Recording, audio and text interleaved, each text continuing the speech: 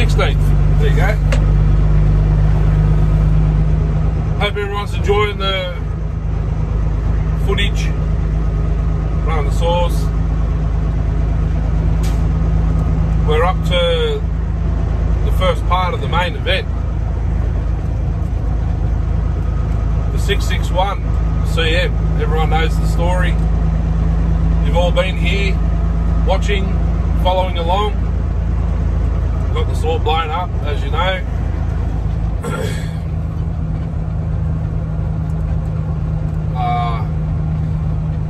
Ordered a top end. Turns out it was the original, the same top end that was on it. Brand new tune-up kit, which is the Gen 3 ignition, or the Gen 3 upgrade, which is the one where you start it, let it run for 30 seconds in the choke or the cold start position, and then hold it flat and it does its calibration.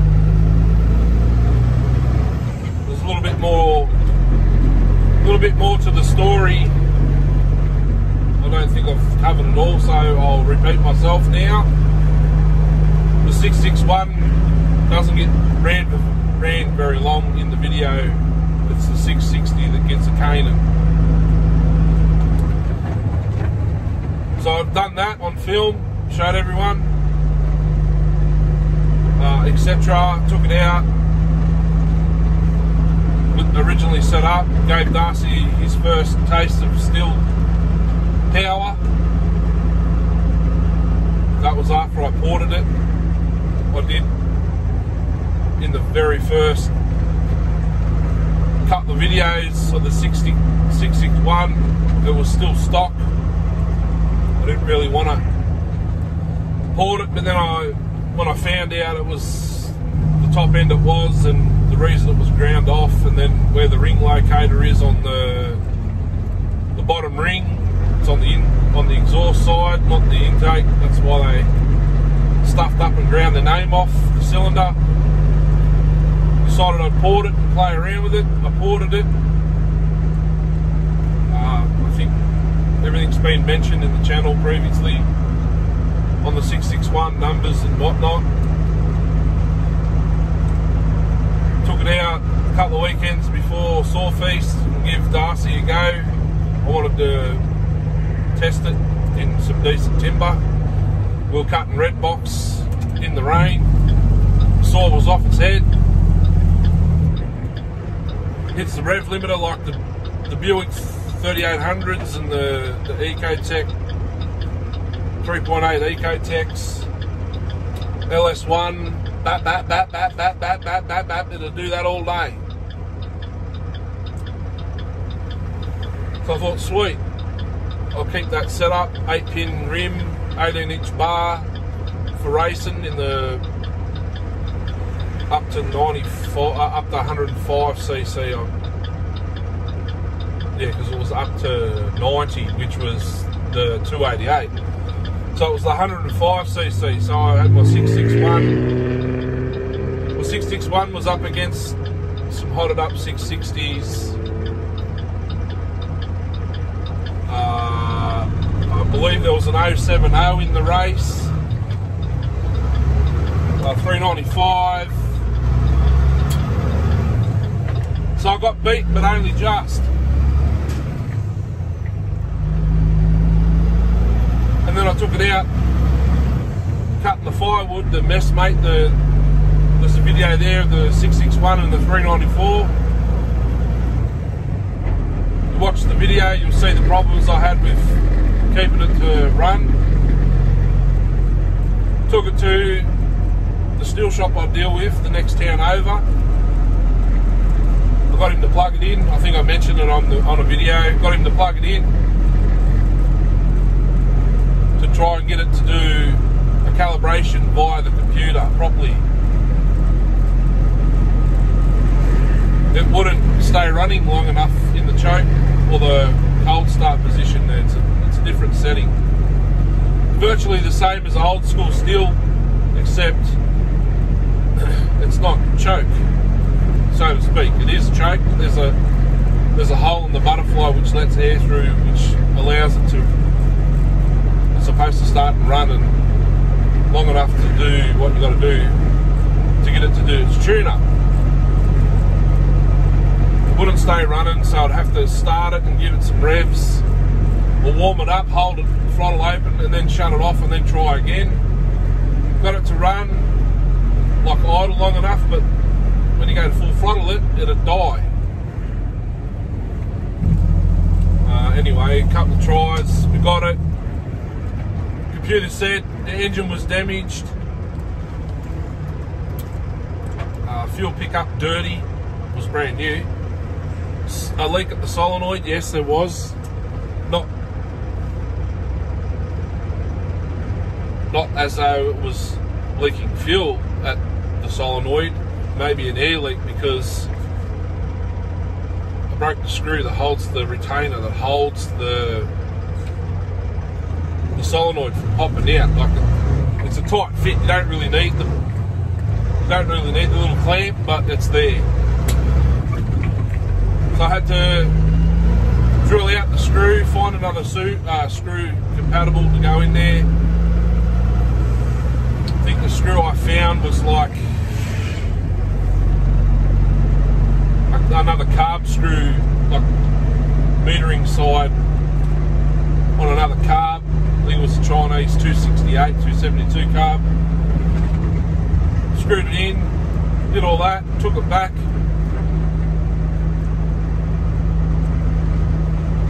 Still come up with engine damage, fuel pickup dirty, something else and something else. I thought, nah, it can't be. Like, it's off its head. It holds the limiter, like fattish, so to speak. Anyway, I was sick of dealing with the highway seconds, because they ground the name off the cylinder to hide the fact. So if you buy a $150 '661 top end from Jono, Carby Doctor's got a couple. I actually ordered a Meteor kit and I got sent, actually I ordered a Taxum kit and I got sent the exact same top end. So that's what I already got. That's not what I ordered on the internet, because his parents sometimes pick the pack the post. He said I paid Taxum price. He said just wait. I've got Meteor top ends coming in next week, and I'll give you one of those. Don't worry about the refund or any of that, fixing it up, whatnot. He did me a solid. So now the saw's got a Meteor top end in it, untouched. I don't know if I want to port it or not. You guys, how about that? How about you guys? I'll give you guys a choice. Should I port it? Now keep in mind, I don't have a lathe or a mill. I can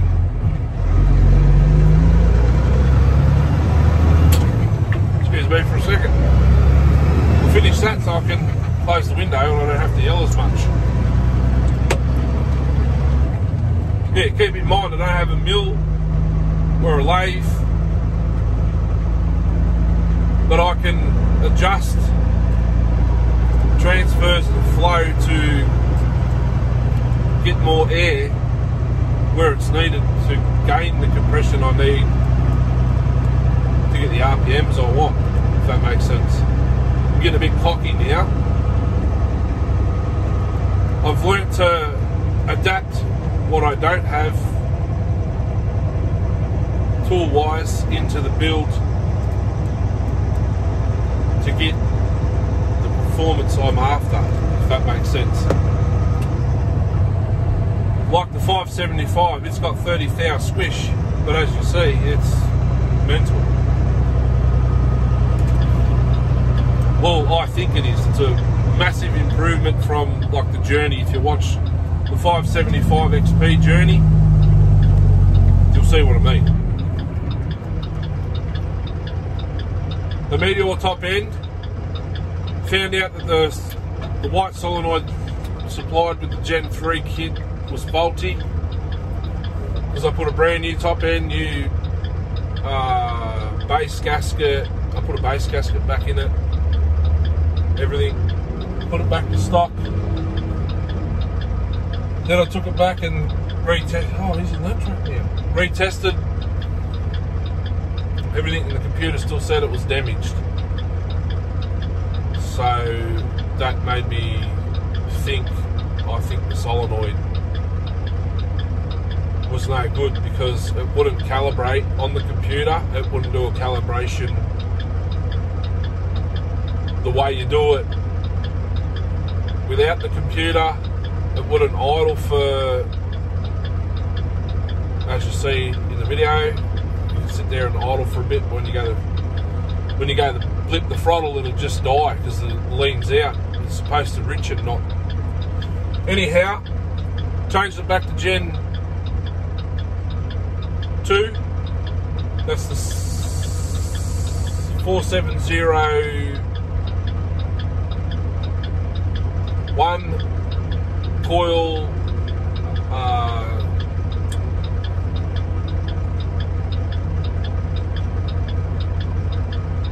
forget the terminology for that now, because they're not a coil, so to speak. They're whatever it's called. And the black solenoid, which is Gen 2, the original solenoid that was on the saw when I got it, the O-ring broke, so I took the O-ring off the white solenoid and put on the black solenoid, put it back together. Anyway, long story short, the Gen 2, you start it in the choke or the cold start position and let it idle. It'll do the tune then and there while it's warming up. Once you wait about 40 seconds or something, flip the throttle, it goes into run or idle position, and then you make 5 cuts and it picks the best tune out of the 5 cuts, and that's what it stays with. But the only problem is with my two, like the 261 and the 661, with the Gen 2, is every time you shut the saw off, you gotta, well, not so much the 661. The 661's got something funky going on. It stays at high idle unless you activate the chain brake. It sort of kicks it, slows the engine down, and then it'll idle. But the 661, that's it. But every time I start it, I've got to leave it in that cold start, like the choke position, for it to pick the tune, and then I warm up, and then I get into it. I can't just pick the saw up, start it, and full pelt it in the timber, because, well, I haven't tried, but sometimes it goes lean when you full throttle it. The 261 and the 661, I put brand new seals in, all that stuff, so it's not air leak symptoms. It must just be to do with the tune.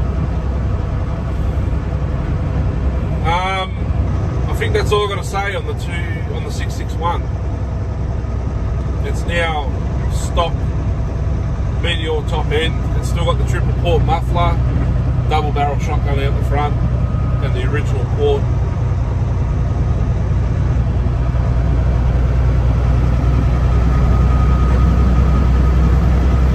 And that's it. Apart from I had to put one clutch spring in the 661, because when I got it I only had 2. So when I barred it up, it just kept spinning the chain. I ripped off the spring off, I think it was a 288 clutch or something like that, something I already had at home. Put it on.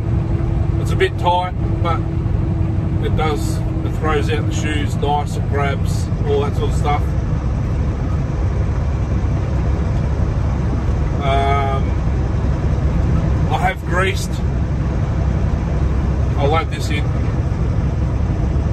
HD filter where it seals to the air box, I greased the seal around the base of the filter because it was letting fines in just a little bit. I just want to cover myself. I want that saw to last as long as it can, even though there's a couple of little bits of broken off the case, but it doesn't affect it. Hope you enjoy. I noticed I got a lot of views on the shorts. That was sick. It's fixed now. So let me know in the comments, should I port it or should I not port it? I might leave it stock. It's an animal as it is now. I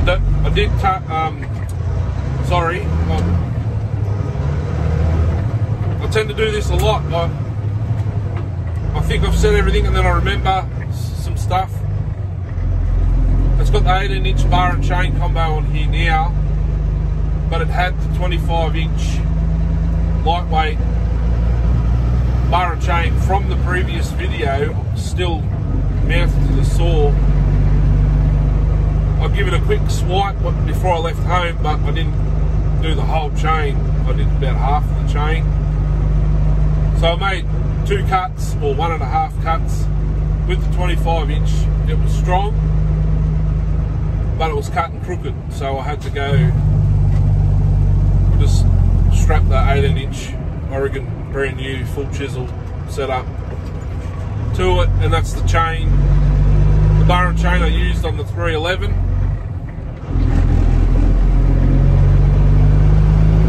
And in the next video on the 660, the bar and chains got used on 3 or 4 saws on the weekend.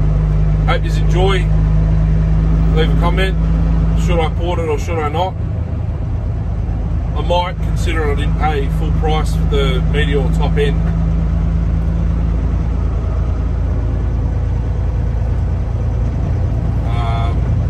But in saying that, I'd want it to be even better than the 660. So I'm going to have to I'll have to send the cylinder off to another mate, that he sends it to his engineered bloke that has a lathe that takes so many thou off the base. Or do I just copy the numbers? I've got the numbers written down from the way it was before. Anyway, this has been long enough. Stick around for the last episode or part of the series, the 660. I've got a bit of explaining to do before that. You'll see that footage. I did some stuff off camera I think you will be interested in. I'll leave you there. Have a good rest of the day. It's, I think, 3 o'clock now. Catch us on the next one.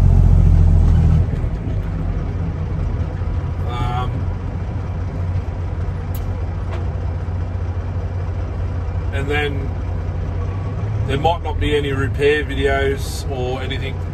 Sorry to be a bearer of bad news, but there will be more.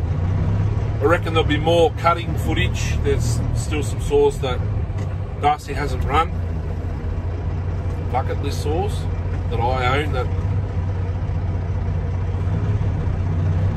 he